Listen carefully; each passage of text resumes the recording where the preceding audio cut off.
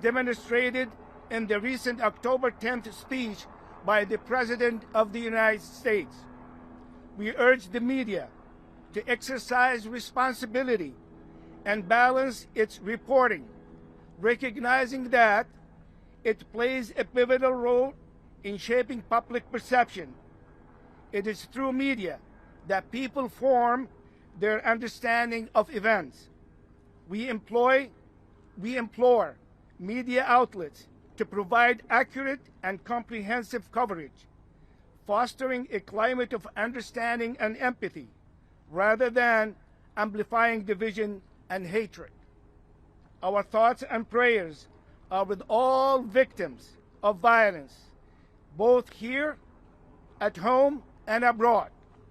We fervently hope for peace and justice to prevail for all, and we call on leaders and communities to come together in the pursuit of a better, more harmonious world.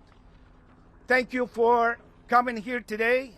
Share with us the agony, the fear that we are going through. I would like now to introduce Osama Al-Shade, Executive Director of the American Muslim for Palestine. Thank you. This heinous crime did not take place in a vacuum. Over the past 10 days, Palestinians, Arabs, Muslim Americans have been subjected to a hateful, hostile campaign. Anyone who supports the Palestinian rights and dares to criticize the war crimes that are committed by Israel in the Gaza Strip has become the subject of accusation here in the United States. It is not only the Palestinians in the Gaza Strip who are subjected to this campaign of dehumanization. This also has been extended to us here in the United States. This created an atmosphere of hate and anger. Unfortunately, public officials and our media are acting irresponsible. When you have a president who promotes debunked lies, as in the case of the beheaded Israeli children, and when you have a media, supposedly mainstream media, that also refers to debunked lies, as in the case of raping Israeli women, we should not be surprised when we see crimes are committed against those who speak for the Palestinian rights. It is not about supporting terrorism. It is not about October 7th. History didn't start on October 7th, and no one marched here or spoke on behalf of the Palestinian rights to endorse what happened on October 7th. What we are for is the Palestinian rights. What we are for is the Palestinian plight. What we are for is what the president himself at one point said, that they deserve to enjoy equal measures of freedom and dignity, which they have been deprived from for the past 7 years. The criminals who perpetrated this crime against Wadi and his mother is not the person who stabbed him alone. In fact, it is this atmosphere or charged atmosphere of hatred that is being advanced, that is being promoted by our public officials and by our media. So we call on the president, one, to walk back and to apologize for using debunked stories. He have not apologized yet. The White House walked back that statement by him.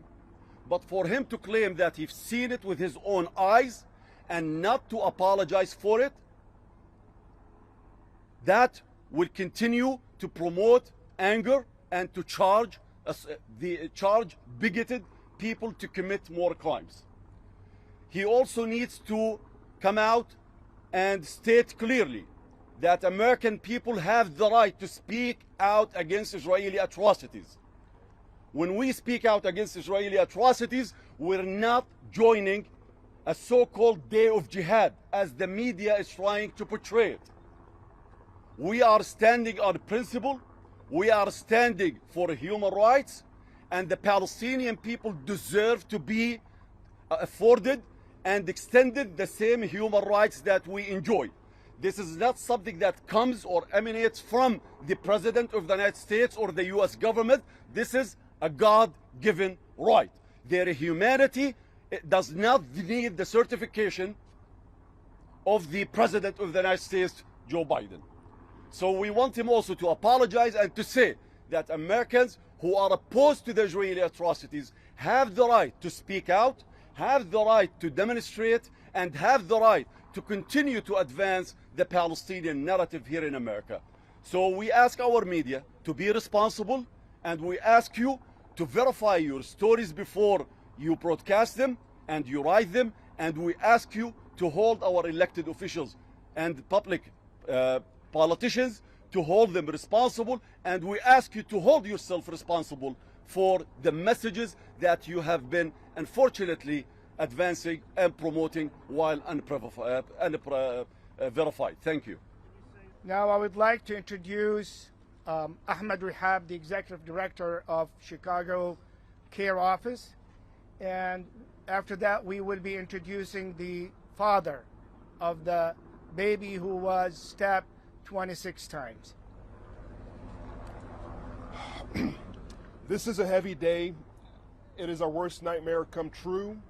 It is something we tried to warn against, creating an atmosphere of dehumanization that puts our community at risk, creates sitting ducks. And it pains me that the sacrificial lamb to this atmosphere was this beautiful, young, 6-year-old boy who had his whole life ahead of him, Wadi Al-Fayoumi, who loved soccer, who loved basketball, who loved Lego, who loved to swing, who knew nothing, could fathom nothing about the complicated politics of the world that seemed to have claimed his life in a moment of madness. He was stabbed 26 times, the 6-year-old boy, with the 12-inch knife in his body still as he entered the autopsy room. And his mother, who was stabbed all over her body a dozen times and had tried to call 911 and came out to see this terrible scene that no parent should ever see, now has to sit in this hospital room all alone without the warmth of this community embrace that we have the privilege of having here today, thanks to this wonderful mosque, dealing with her injuries, dealing with her emotional trauma, and dealing with the biggest hole that can never be filled, the biggest gap of all, the loss of her child. So I want us today to center her and her child and the family, the father.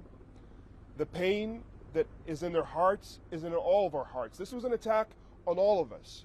When this individual said, "You Muslims must die," this was a message not to the boy and the mother. This was to all of us. We were all stabbed that day. And I want to conclude by asking all of us to commit, Muslim, Jewish, Christian, whatever faith, whatever race, whatever nationality you originate from, to commit to a basic level of respect for all humanity, and not to engage in assertion that it removes humanity, phrases like human animals, or by omission, or by erasure, by simply not talking about the suffering. That is erasure and omission and is dehumanization. Let's commit to being better and having a consistent moral standard. Thank you. I think the father is in extreme emotions and can't speak, but I think his uncle will be able to speak. So I'm going to ask his uncle to speak.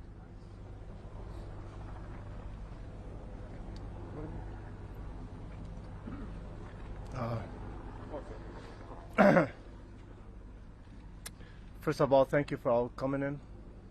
We appreciate it. And that it shows us that everybody is interested. Everybody cares. I'm not a politician, so I'm not going to speak as a politician. I'm going to speak as a human being.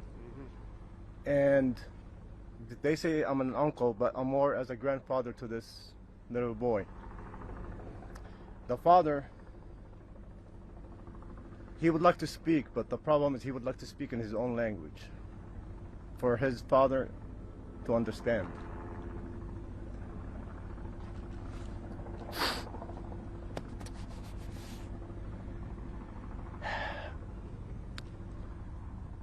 I just want to tell the whole world that we live in a country called the USA. We're not in war. And we're not bringing war here too. What happened that day for a gentleman that he loved that kid to start with. He used to bring him toys.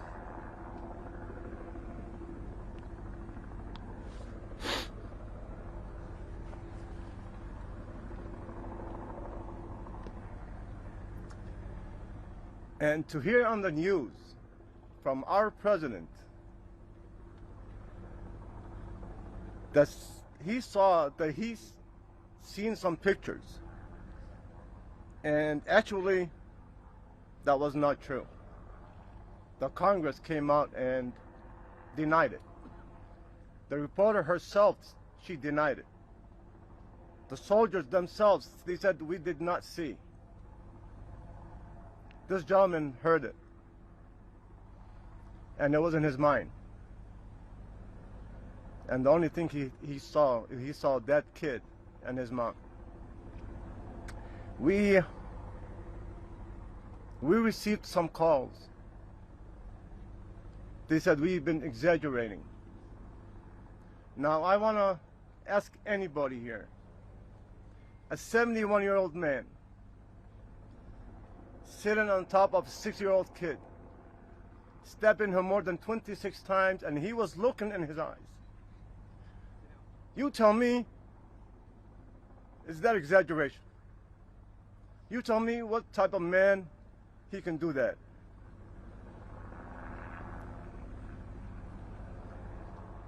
I would like to say he's accountable, but he's not. I think our president needs to come out and say something. Our officials needs to come out and say something. We're not in war. The war is overseas. You want war?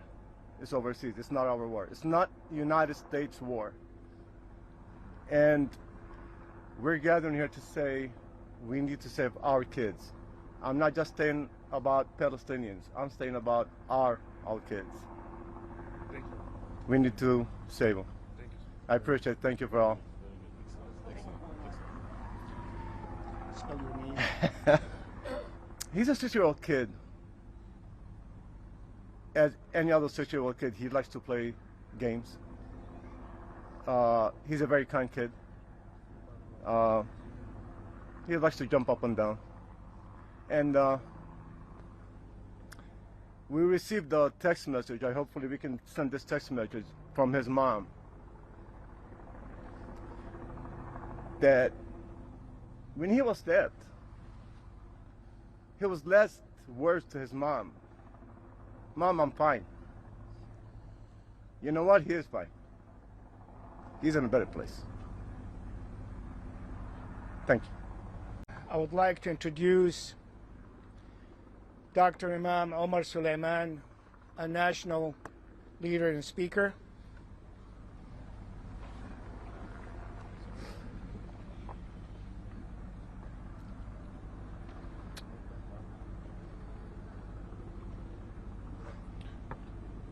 There's the famous saying of the mother of Emmett Till when she said, "Let the world see what they have done to my boy." Since the mother of Wadir is not here, we say on her behalf, let the world see what they have done to her boy. And I want you to take a moment to appreciate that every single Palestinian child looks like Wadir. That every single Palestinian child is just as beautiful, has just as much of a right to be mourned. And when we mourn Wadir, we are mourning all of those children, And when we condemn the hate that killed Wadi', we are condemning the hate that has killed all of those children. And while we appreciate these statements of sympathy, we do not appreciate empty words of condolence without a commitment to course correct. There's a lot of complicity to go around here. We're trying very hard to be pastoral to this family right now.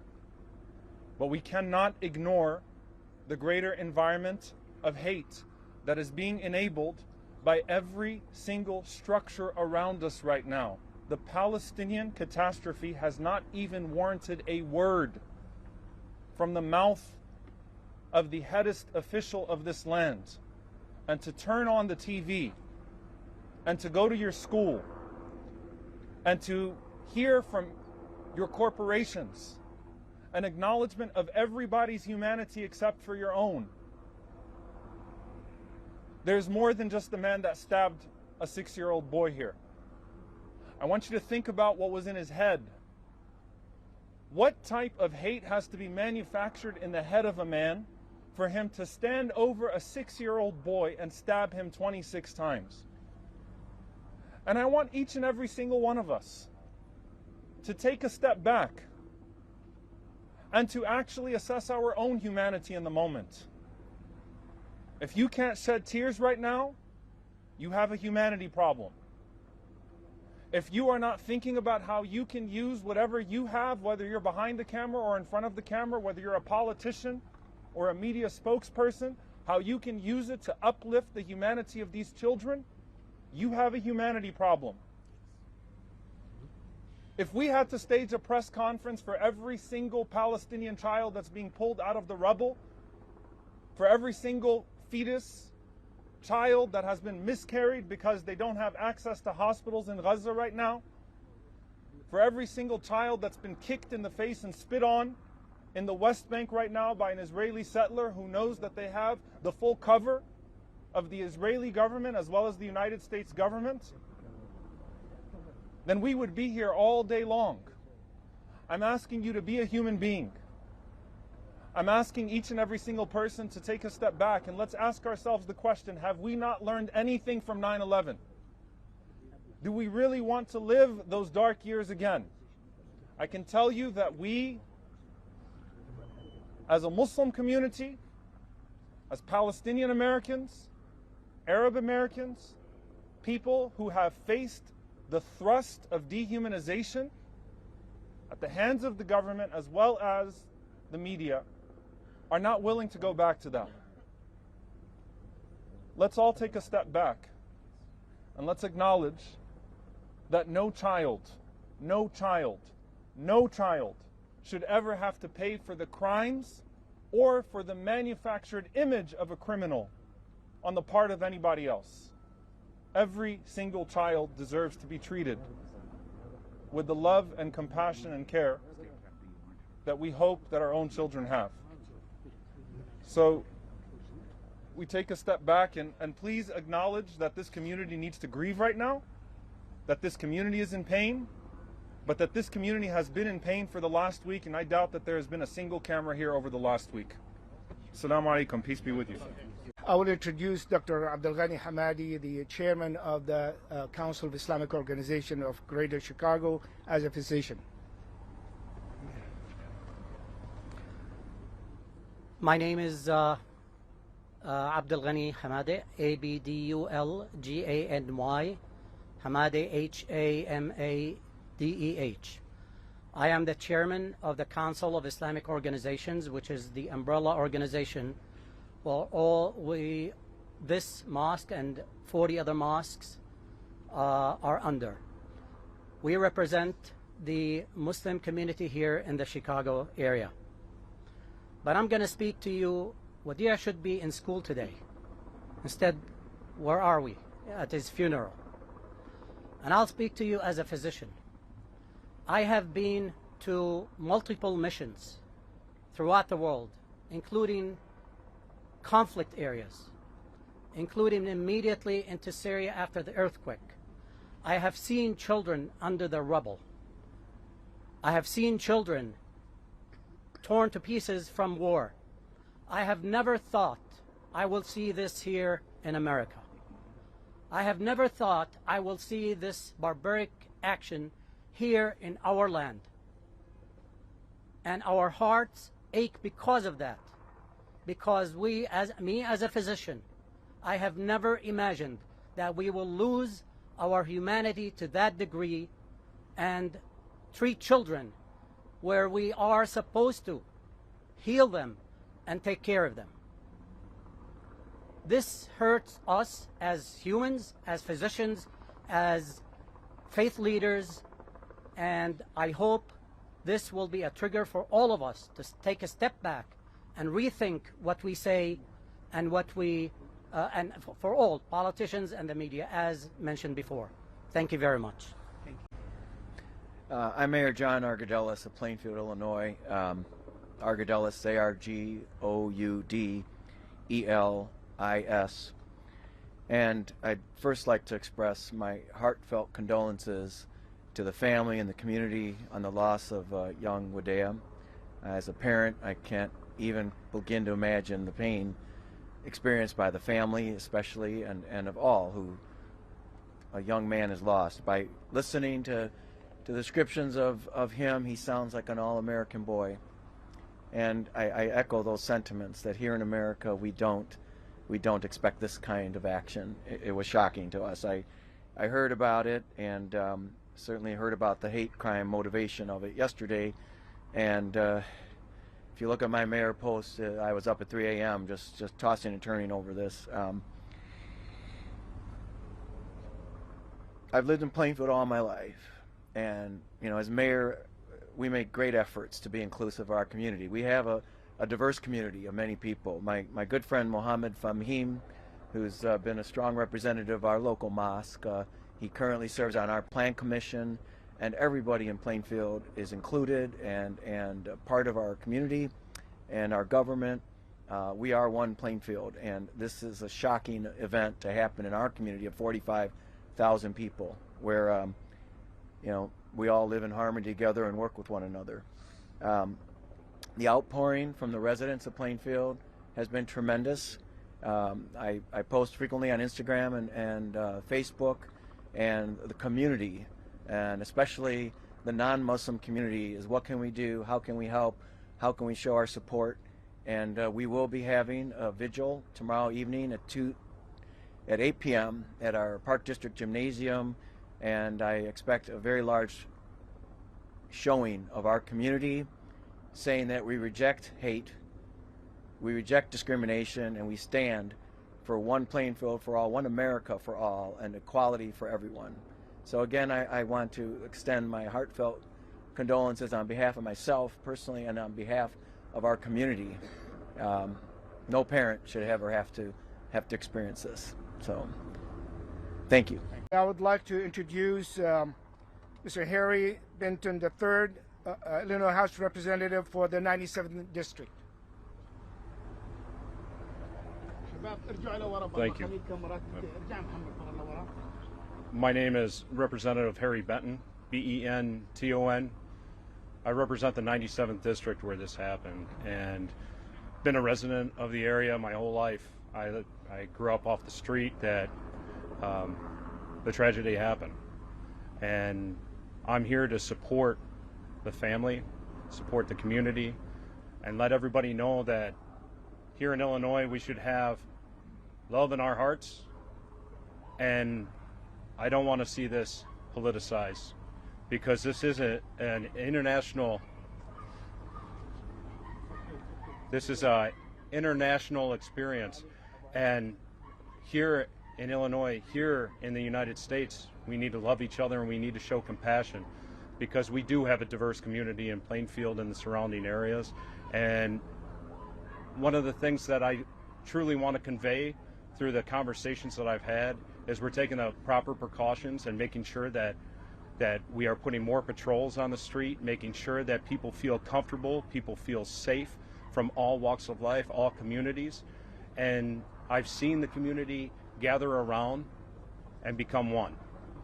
All faiths, all backgrounds have come together to make sure that we support the family, we support the community, and safety is at the first and foremost of all of our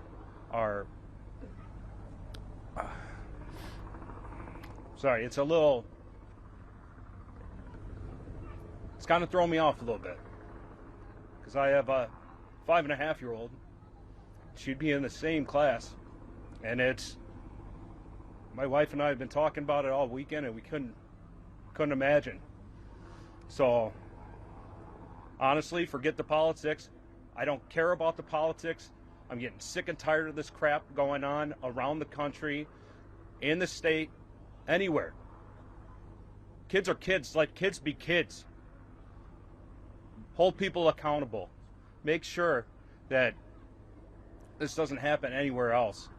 Too much has happened throughout this country. Too much hate. And I think about my daughter all the time, and you want to think that this is an isolated situation, but there's so much hate out there, and we need to stop from everywhere, because my daughter would be in the same grade, and it's just, hug your kids a little bit tighter, because that doesn't happen for everybody tonight. So that's all I have. Thank you.